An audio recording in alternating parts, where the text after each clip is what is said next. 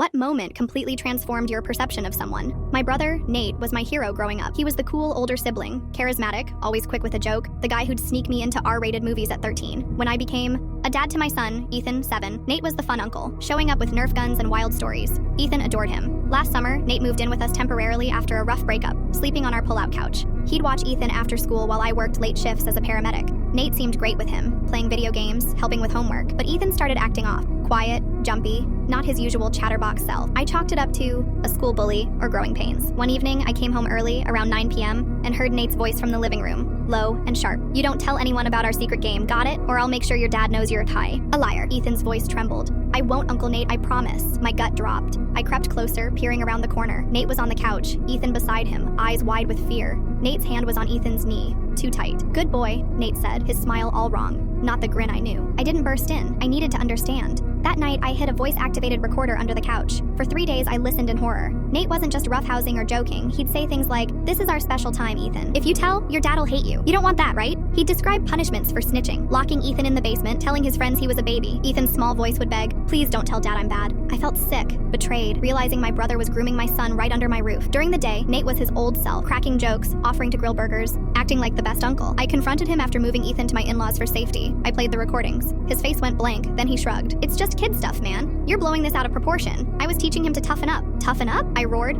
"You're scaring him into silence." Nate's eyes flickered, not with shame, but calculation. "You always were dramatic. Mom did this with me to keep me in line. It's no big deal." That's when it hit me. Nate wasn't the hero I'd idolized. He was repeating a cycle of manipulation, maybe one he'd lived through, and saw no wrong in.